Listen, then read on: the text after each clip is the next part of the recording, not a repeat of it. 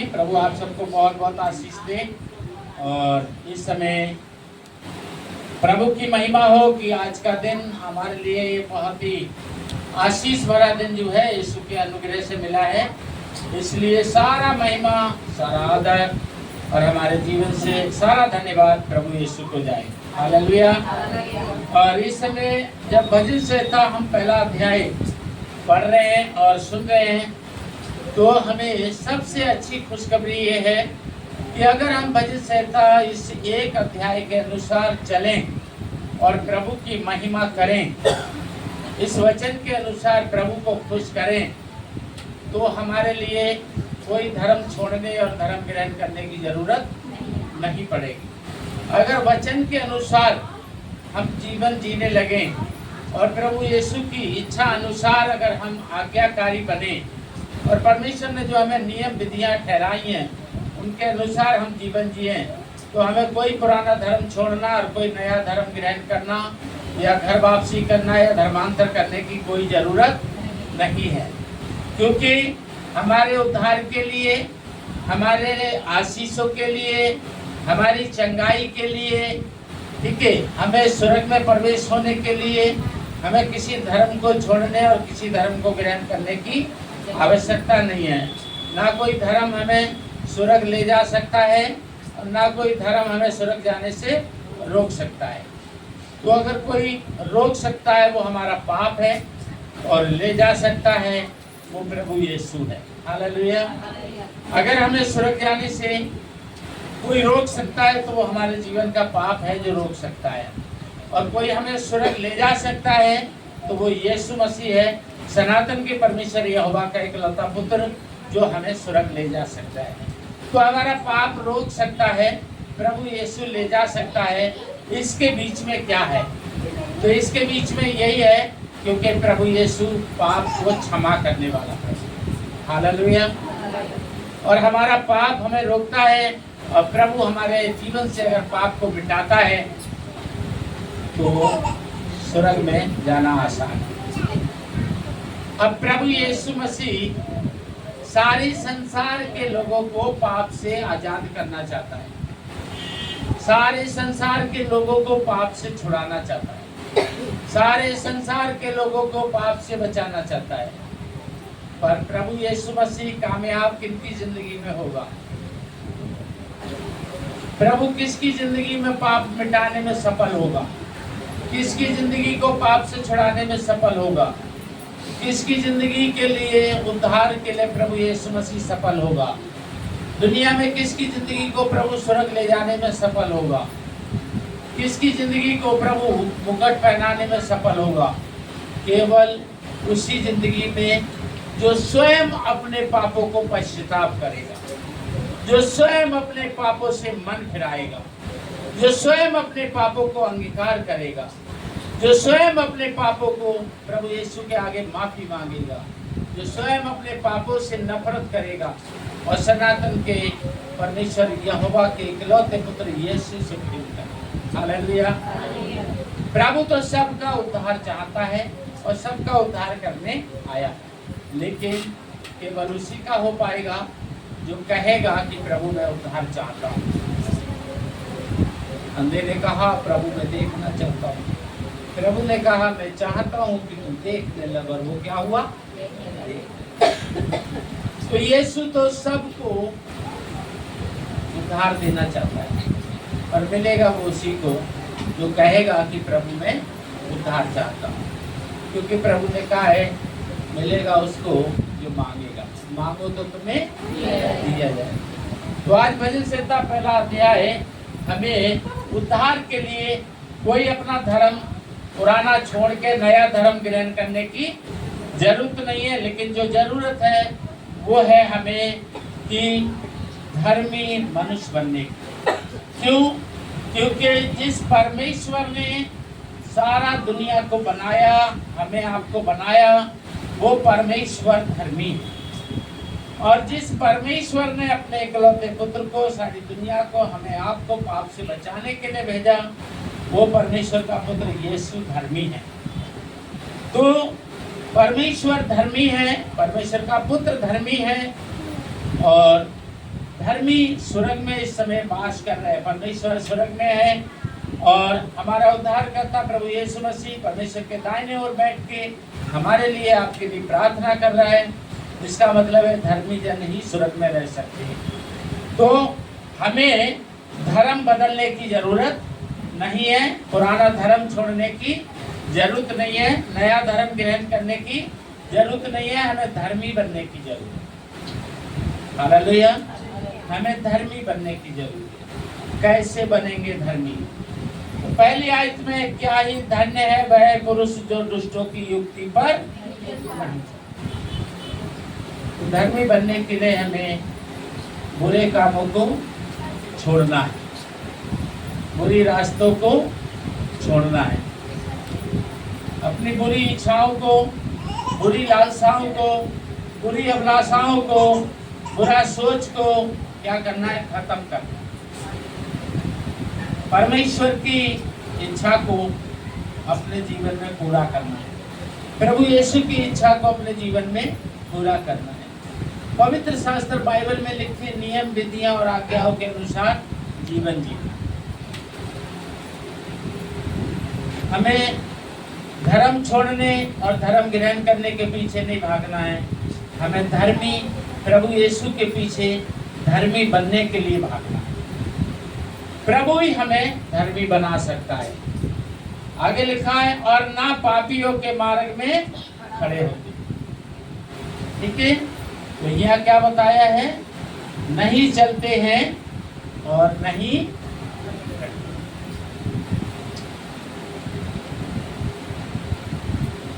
जो प्रभु को नहीं भाता उससे हमको भागना है। समझ में आया? जो प्रभु को नहीं भाता उससे हमको भागना है, और जो प्रभु को भाता उसके पीछे भागना। यीशु के पीछे मैं चलने लगा, ना लौटूंगा।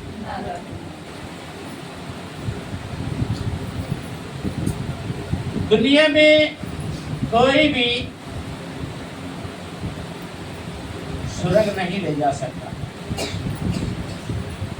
दुनिया में कोई भी हमें स्वर्ग नहीं ले जा सकता। केवल एक वो जो स्वर्ग का मालिक है, और दूसरा वो जिस मालिक ने अपने पुत्र को मालिक बनाया। तो हमको बनाने वाला, दुनिया को बनाने वाला, सनातन का परमेश्वर यहोवा, स्वर्ग का मालिक, और उसने अपने इकलौते पुत्र यीशु को मालिकाना हक दे दिया। हालेलुया। तो परमेश्वर के पास परमेश्वर का पुत्र यीशु ही हमें ले जा सकता है। तो तीसरी बात लिखी है, और ना ठट्टा करने वालों की मंडली में। ठट्टा का मतलब ये नहीं है कि हम हंसे नहीं, हम हंसी मजाक ना करें, हम बोले चाले ना, हम खुश नहीं रहे। ठट्टा का मतलब ये नहीं है। काफी लोग सोचते हैं कि कोई हंस रहा है तो ठट्टा उड़ा रहे हो, तुम ठट्टा में उड़ा रहे हो। नहीं, इसका मतलब ये नहीं है। ठट्टा का मतलब है जो लोग प्रभु की मजाक बनाते हैं, प्रभु का तिरस्कार करते हैं, प्रभु का अपमान करते हैं, नहीं मानते कि प्रभु यीशु ही उद्धार करता है, वो है ठट्टा। जो लोग नहीं मानते कि यीशु परमेश्वर का इकलौता पुत्र है, जो लोग नहीं मानते कि मनुष्य का उद्धार करने वाला यीशु है, जो लोग नहीं मानते कि दुनिया पापियों को नाश करने और यीशु पाप का नाश करने आए, जो लोग नहीं मानते वही है ठट्टा करते। उनसे हमको दूर रहना। और दूर रहने का मतलब ये नहीं है कि उनकी खुशी में, उनके गम में शामिल नहीं होना है। दूर रहने का मतलब ये। एक उदाहरण है, अभी मान लो ममता है, ये शाकाहारी है, ममता ये शाकाहारी है। अब ये शाकाहारी है तो मुझे क्या नहीं करना है? इनके सामने लेग पीस नहीं खाना है, इनके सामने मुझे मांस नहीं खाना है, मीट मछली नहीं खाना है, अंडा नहीं खाना। जब ये शाकाहारी है तो इनके सामने मुझे खाने की जरूरत नहीं। इसी तरीके से अगर कोई प्रभु से बैर करता है, प्रभु से नफरत करता है, प्रभु से जलन करता है, प्रभु का नाम सुनना नहीं चाहता, उसके सामने प्रभु की बात नहीं करता।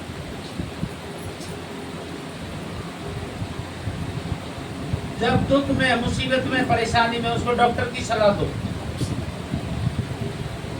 अगर वो अंधविश्वासी है तो तांत्रिक, जादू, ओझा, टोना करने वाले भगत लोग, उनकी सलाह दो। नहीं सुनाना प्रभु का वचन उसको। ये बहुत कीमती मोती है, प्रभु का वचन बहुत कीमती मोती है। सुअर कुत्तों के आगे नहीं डालना है। सुअर कुत्तों को स्वर्ग में कोई जगह नहीं है। क्यों? क्योंकि सुअर और कुत्तों को इस वचन का कोई वैल्यू नहीं है, और इस वचन का जिसको वैल्यू नहीं है उसके आगे डालना नहीं है। क्यों? जिसको नरक जाने का इच्छा है,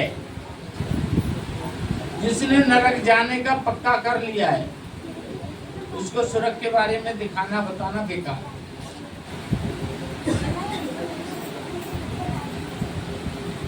ठीक है? बिल्कुल ऐसे आपके हाथ में गुलाब जामुन है, तो ये कन्या के मुंह पे पानी आ गया गुलाब जामुन के मान लो गरम गरम समोसा दिया है ना, हिंदी ला दी, एक बार ऐसे हिला दिया अनजाने में, ऐसे कभी कहाँ दिया है। तो अब उनने क्या किया, लेके बाहर फेंका। तो ऐसे को देना चाहिए? गुलाब जामुन दिया, अब ये कन्या इसके मुंह में पानी आया तो इसको देना चाहिए, खाई, है ना। लेकिन अगर आप जिसको दिए और उसने बाहर फेंका, ऐसे व्यक्ति को देख के आपने क्या कर दिया?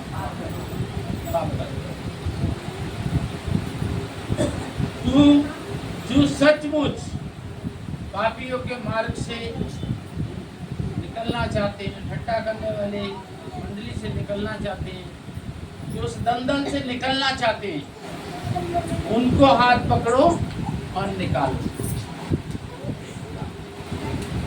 जो नहीं निकलना चाहते हैं उन पे समय ना खर्च करो, उन पे समय खर्च मत करो। जो निकलना चाहते हैं उनके लिए झपट के क्या करो, झपट के निकालो। कारण जो आज उस दंदल में से नहीं निकलना चाहते, इसका मतलब अभी उनका दंदल से निकलने का समय नहीं आया। अब मान लो 1 साल के बाद उनको निकलना है, तो आप 1 साल फिर भी उनके पीछे पड़े हो तो आपकी तो 1 साल बेकार होगी। वो 1 साल के बाद उनको पकड़ो जाके, और उस 1 साल में जो निकलने के लिए चिल्ला रहे हैं, 15 चिल्लाया ना, प्रभु ने हाथ पकड़ा। पहले पकड़ा? पहले नहीं पकड़ा। जब प्रभु के लिए चिल्लाया हो कि मैं डूबा जा रहा हूं, तब प्रभु ने हाथ पकड़ा। जो उद्धार पाना चाहते हैं उनको उद्धार का मार्ग दिखाओ। जो चंगाई पाना चाहते हैं उनको चंगाई का मार्ग दिखाओ। जो शांति पाना चाहते हैं उनको शांति का मार्ग दिखाओ। जो आनंद जीवन पाना चाहते हैं उन्हें आनंद जीवन का मार्ग दिखाओ। जो आशीष पाना चाहते हैं उन्हें आशीष का मार्ग दिखाओ। जो जीवन की खुशियां पाना चाहते हैं उन्हें जीवन और जीवन की खुशियों का मार्ग दिखाओ। पर जो नहीं चाहते हैं वहां प्रभु का वचन पवित्र वाला छोड़ के आगे बढ़ जाओ। कौन सा? जो तुम्हारे दुश्मन भी बड़े प्यार से लेते हैं, नमस्कार। लोग यीशु से बैर करते हैं, बाइबल से बैर करते हैं, पास्टर से, विश्वासियों से बैर करते हैं, चर्चों से बैर करते हैं, लेकिन चर्च में रखा हुआ दान भंडार से प्रेम करते हैं, और बाइबल के इस पवित्र वचन से भी प्रेम करते हैं। कितने लोग देखो चर्चों में जाते हैं, चर्च को तोड़ते फोड़ते हैं, है ना, बाइबल फाड़ते जलाते हैं, विश्वासियों को मारते तोड़ते हैं, पास्टरों को मारते तोड़ते हैं, भद्दी भद्दी गालियां देते हैं। लेकिन जहाँ दान पात्र धरा हुआ दिखाई देता है उसको नुकसान नहीं पहुंचाते। उसको तो कुर्ता में, किसी में, है ना, लेडीज है तो सूट में, साड़ी में छुपा के ले जाते, ठीक है ना। लैपटॉप मिल जाए, दान भंडार मिल जाए, ऐसी चीजें सारे से छुपा के चुरा के ले जाते।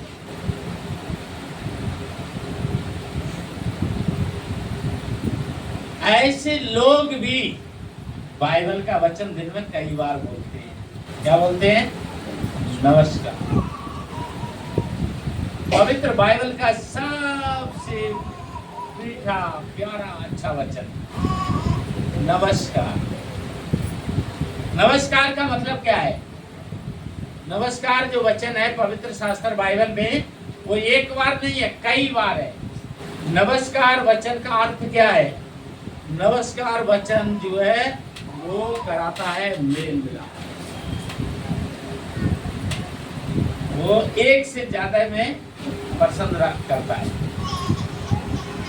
नमस्कार परमेश्वर का पवित्र शास्त्र बाइबल का वचन है। नमस्कार लोग सोचते हैं भाषा है, भाषा नहीं। जैसे हालेलुया वैसे ही नमस्कार। नमस्कार का मतलब है एक से ज्यादा रहो। अकेले रहना, एक से ज्यादा रहो। नमस्कार आप कब बोलोगे? अकेले में बोलोगे? कब बोलोगे? जब आपके पास कोई होगा। इसका मतलब है प्रभु चाहता है कि हमेशा एक दूसरे से जुड़े रहो, है ना। नमस्कार वचन अगर बार बार तुम्हारे मुंह पे आए तो तुम्हें क्या करना पड़ेगा? एक दूसरे से जुड़ना पड़ेगा। अगर अकेले रहोगे तो ये वचन तुम्हारे मुंह पे आएगा ही नहीं। और ये वचन तुम्हें आशीष का कारण है। तुम चाहो तो इस वचन से सारा दिन लोगों को आशीष का कारण बन सकते हो और खुद भी आशीष पा सकते हो। नमस्कार कहे, नमस्कार कहवाए, दोनों का फल खुद ही पाए। आपने किसी को नमस्कार किया, वो भी पलट के नमस्कार किया, प्रभु ने उसको आशीष किया आपके द्वारा, और आपको भी प्रभु ने आशीष किया। आप आशीष पाने के हकदार भी बन गए और बांटने के। हालेलुया। 2 में देखो, परंतु वह तो यहोवा की व्यवस्था से प्रसन्न है। हमें किसकी आज्ञा में खुश रहना है? यहोवा परमेश्वर, यह नाम दिया है। दुनिया 3 प्रकार के ईश्वर हैं। 2 प्रकार के ईश्वरों की मान्यता बहुत है जमीन पे। एक वो ईश्वर जिनको मनुष्य खुद बना रहा है, दूसरा वो ईश्वर जिनको मनुष्य खरीद रहा है, और तीसरा वो ईश्वर जिसने मनुष्य को बनाया है। तो जिसको मनुष्य बना रहा है वो ईश्वर जमीन पे है, और जिस ईश्वर को मनुष्य खरीद रहा है वो भी कहाँ है? जमीन पे है। और जिसने हम मनुष्यों को बनाया है वो कहाँ है? स्वर्ग में। तो हम तो अपने स्वर्ग के परमेश्वर की महिमा करते हैं। परमेश्वर ने मनुष्य को कैसे बनाया? कभी ध्यान दिया इस बात? परमेश्वर ने मनुष्य को कहां से कैसे बनाया है? इसी जमीन की मिट्टी से। इसी जमीन की मिट्टी से ईश्वर ने मनुष्य बनाया, और इसी जमीन की मिट्टी से मनुष्य ईश्वर बना रहा है, और फिर उसकी पूजा कर रहा है, और फिर सोचता है ये मिट्टी का मनुष्य, या सोने चांदी का मनुष्य, या तांबा पीतल का मनुष्य, या लोहे का मनुष्य, या कांसे का मनुष्य परमेश्वर ने बनाया। परमेश्वर ने मिट्टी ली, पानी लिया, पुतला बनाया, अपनी पवित्र सांस यानी अपनी आत्मा। हालेलुया। ऐसे मनुष्य बनाया। लेकिन आज मनुष्य क्या कर रहा है? आज मनुष्य ईश्वर बना रहा है। अब मनुष्य के हाथ की बनाए हुए ईश्वर की पूजा करने वाले कितने समझदार हैं। अरे अगर इंसान के हाथ का बनाया हुआ ईश्वर कुछ दे सकता है, बड़ी सीधी सी बात है, इंसान के हाथ से बनाया हुआ परमेश्वर अगर कुछ दे सकता है, वो उद्धार दे सकता है, वो अनंत जीवन दे सकता है, वो चंगाई दे सकता है, वो धन संपत्ति में अमीर बना सकता है। अगर इंसान का बनाया हुआ एक परमेश्वर सब कुछ कर सकता है, तो बनाने वाला बेवकूफ है जो खुद बेच देता है। पागल है क्या वो क्यों बेचेगा? इसे अगर ये बात सच है कि भाई ये जो मनुष्य का बनाया हुआ परमेश्वर है, ये जिसके घर में जाएगा वो अमीर हो जाएगा, वो चंगा हो जाएगा, उसका उद्धार हो जाएगा, उसको मकान मिल जाएगा, उसको गाड़ी मिल जाएगा, उसको ये मिल जाएगा। अगर ऐसा है तो बनाने वाला अपने सारे परमेश्वर घर में रखेगा, क्यों बेचेगा? बनाने वाला समझदार है, वो जानता है कि मेरे हाथ का बनाया हुआ मुझे कुछ नहीं दे सकता, इसलिए वो घर में नहीं रखता, बेच देता है। पर खरीदने वाले ना समझे, वो ये नहीं जानते कि अगर ये कुछ कर सकता तो ये खुद बनाया है, ये क्यों हमें दे देता, ये चंद रुपए में हमें दे दिया, इसका मतलब ये कुछ नहीं कर सकता। तो जो हमें बनाया वो हमारे लिए सब कुछ दे सकता है, और जिसको हमने बनाया वो हमें कुछ नहीं दे सकता, जिसको हमने खरीदा वो हमें कुछ नहीं दे सकता। इसका मतलब है महिमा करो स्वर्ग के परमेश्वर की, महिमा करो पृथ्वी के परमेश्वर की। हालेलुया।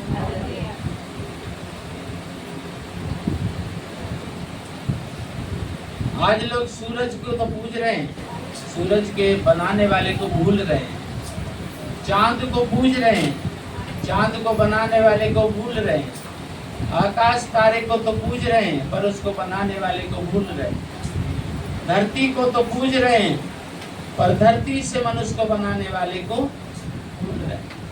दुनिया में जो चीजें हैं, पृथ्वी की सारी वस्तुओं को तो पूज रहे हैं पर इस वस्तुओं को बनाने वाले को भूल रहे हैं। आज मनुष्य को तो पूज रहा है पर मनुष्य को बनाने वाले को भूल रहा है। आज जब इंसान मर जाता है, मरने के बाद उसके फोटो पे तो धूप बत्ती अगरबत्ती लगाता है, लेकिन खुद को पैदा करने वालों के लिए आधा घंटा का समय बिता के प्रार्थना नहीं करता, धन्यवाद नहीं करता, उसके वचन से नफरत करता है। धर्मी और दुष्ट मनुष्य, दुष्ट वो जो अपने बनाने वाले को भूल जाए, और धर्मी वो जो खुद बना के उसकी महिमा ना करे, जिसको खुद को जिसने बनाया उसी की महिमा। धर्मी वो जो खरीदे हुए परमेश्वर की महिमा ना करे, बनाए हुए परमेश्वर की महिमा ना करे।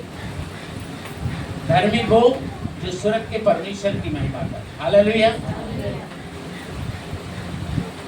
हमें उस परमेश्वर की महिमा करना है जो स्वर्ग और पृथ्वी का है, और इसके लिए हमें कोई अपना पुराना धर्म छोड़ने की और नया धर्म ग्रहण करने की जरूरत नहीं है। हमें धर्मों के पीछे नहीं भागना है, धर्मी प्रभु के पीछे भागना है। हमें धर्म शास्त्रों के पीछे नहीं भागना है, पवित्र शास्त्र बाइबल के पीछे भागना है। धर्म शास्त्र नहीं, पवित्र शास्त्र चाहिए, धर्म नहीं चाहिए, धर्मी प्रभु चाहिए। हमें कोई पुराना धर्म छोड़ना, नया धर्म ग्रहण करने की जरूरत नहीं है। ना अपना ना किसी और का धर्म परिवर्तन, घर वापसी की जरूरत नहीं है। हमें जरूरत यीशु मसीह की है और बाइबल की।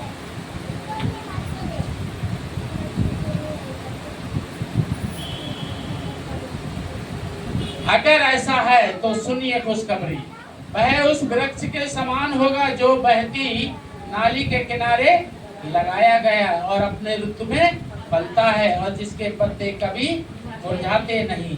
इसलिए जो कुछ वह पुरुष करे वह सफल। तो हमें क्या करना है? हमें खरीदे हुए परमेश्वर नहीं चाहिए, हमें अपने हाथ से बनाया हुआ परमेश्वर नहीं चाहिए। हमें जिसने बनाया है हमें वो परमेश्वर चाहिए, हमें जिसने बचाया है वो प्रभु चाहिए। हमें अपना बनाने वाला जो स्वर्ग में विराजमान है, सनातन का परमेश्वर यहोवा, हमें उसकी महिमा करना है। जो मरियम के द्वारा आके क्रूस के द्वारा हमारा पाप को धोया है, जो आज स्वर्ग में पिता के दाहिने ओर बैठा, उस प्रभु यीशु का हमें जरूरत है। हालेलुया।